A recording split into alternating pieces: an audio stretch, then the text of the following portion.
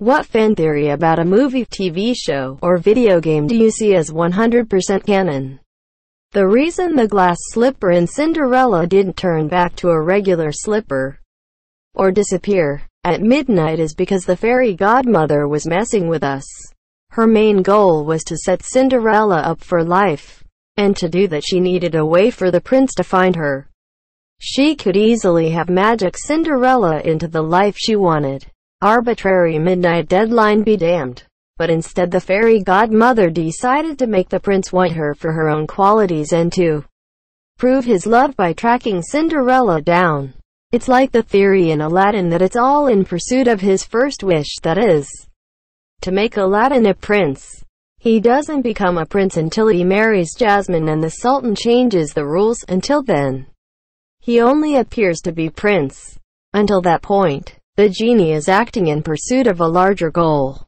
Magic users are tricksy. I like to think that Ben Affleck in The Town is a grown-up version of him in Good Will Hunting. In Harry Potter and the Philosopher's Stone, in a chapter called The Forbidden Forest, Harry is saved from Quirrell, Voldemort by Firenze the Centaur.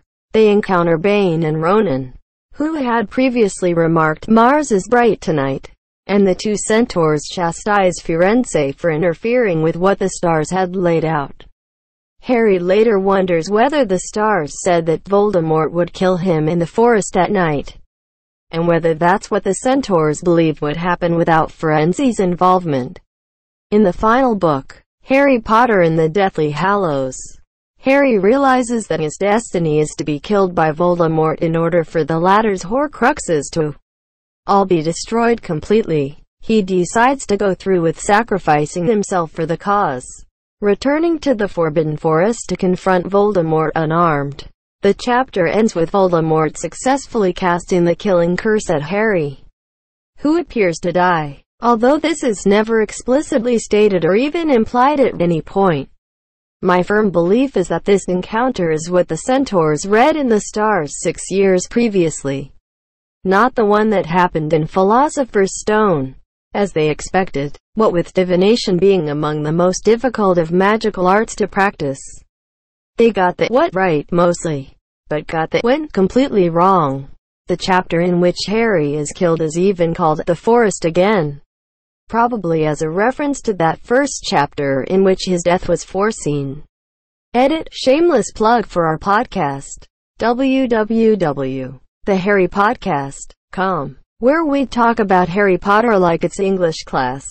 In the Who Shot Mr. Burns episode of The Simpsons, Mr. Burns is discovered shortly after being shot and is surrounded by a number of characters, including Krusty the Clown. However, on close inspection it is absolutely irrefutable that it isn't Krusty at all, but Homer Simpson in Krusty makeup, compared to when Homer dressed up as Krusty while in clown college.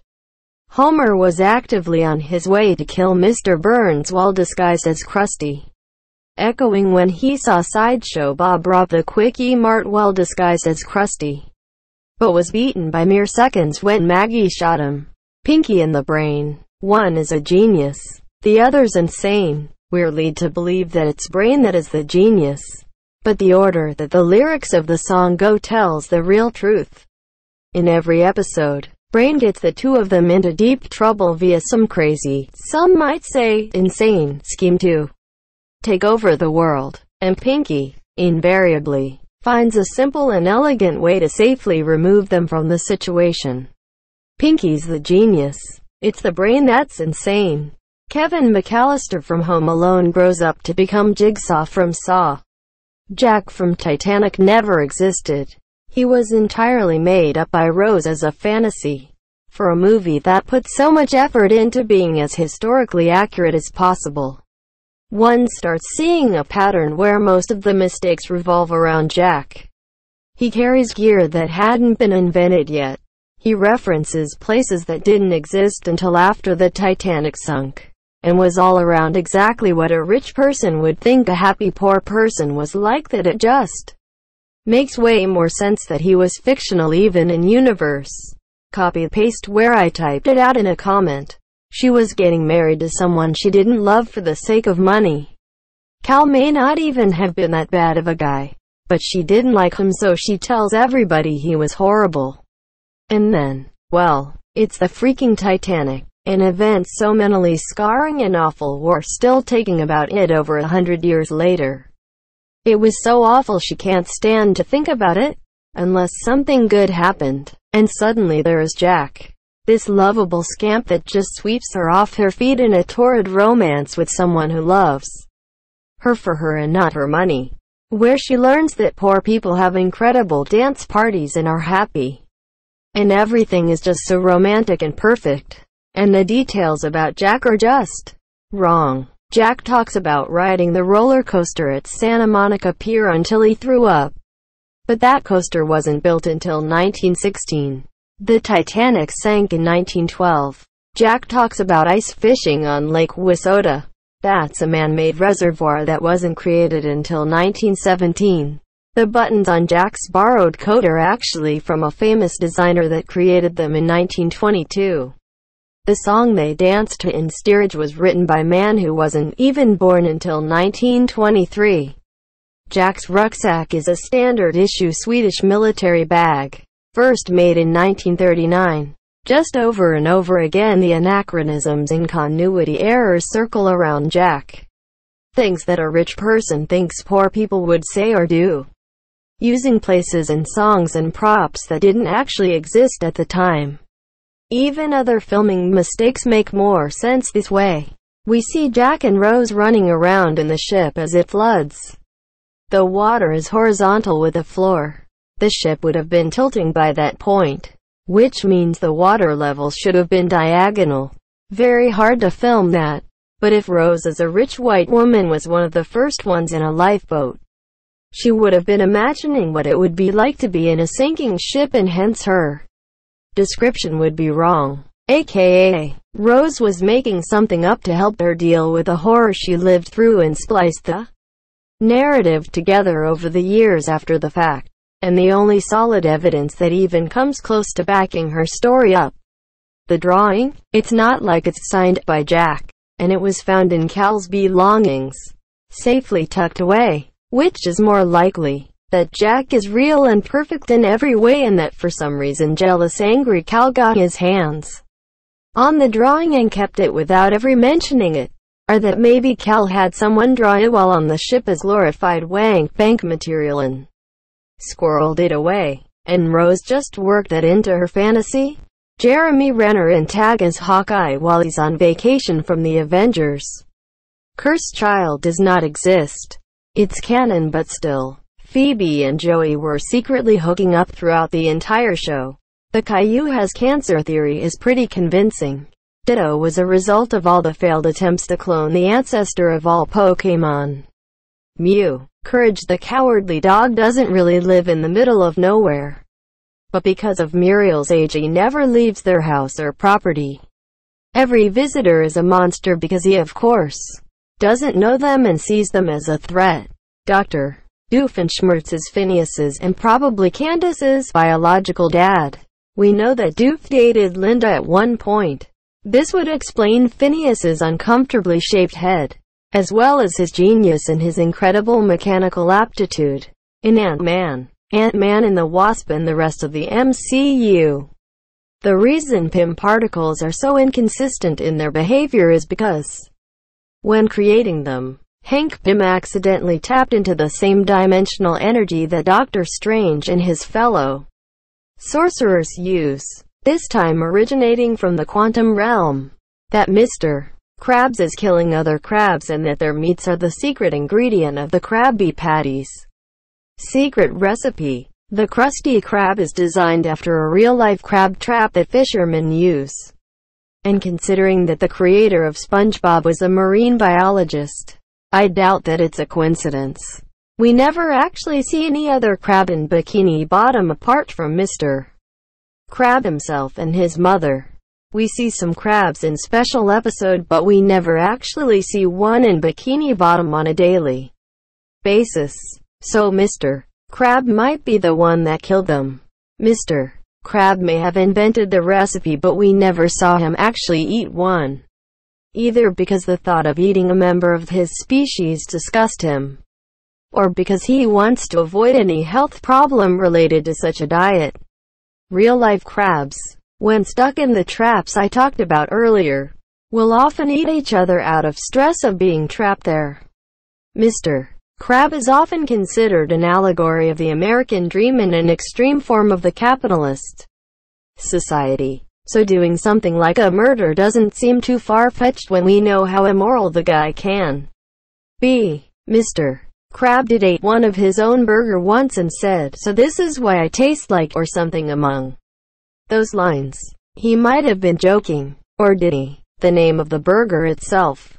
The Krabby Patty. The Krabby Patty. Krabby. The name itself is already a big fucking clue. The official recipe of the Krabby Patty can be found and made at home. And that's where this theory started, because the secret ingredient was designated as crab meat imitation. But the theory supposed that it's actually not an imitation for all the reasons stated above.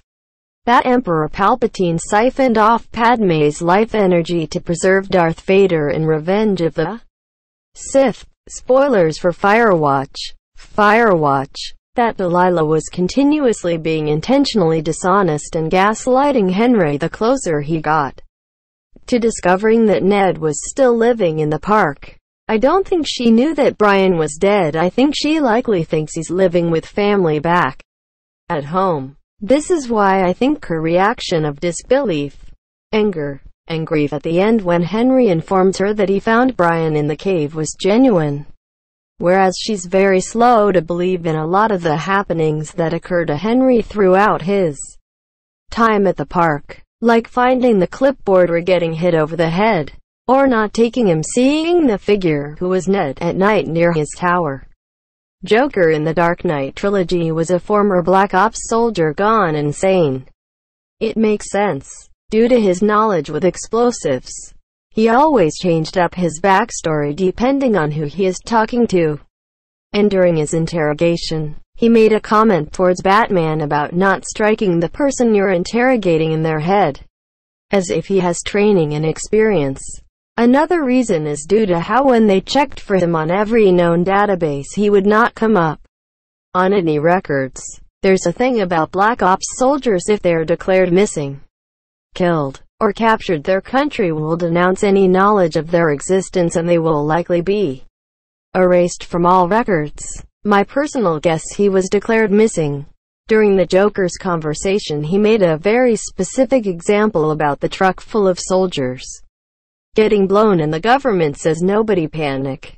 That was oddly specific, as if he was on that truck himself. Another example is when attempts to shoot the Gotham mayor with a rifle at a rally. It explains his familiarity with it. But as for where he got the training, he was clearly ex-Special Forces. Very likely. And then moved on to work for the CIA. But Christopher Nolan, the director, has yet to confirm or deny the theory. So he will forever remain a mystery. The Minecraft lore, it says that there were people like you in this world before. They built temples, mine shafts, and knew how to travel through the nether. The water was rising and destroyed many fishing villages. That's why you find ruins and religious monuments. Other villages were destroyed by a wither. That's why villages have ugly cliffs and holes. The last survivors who didn't drown wither got zombie-infected, built shelters, strongholds, and got into the end. Their only food source was chorus fruits.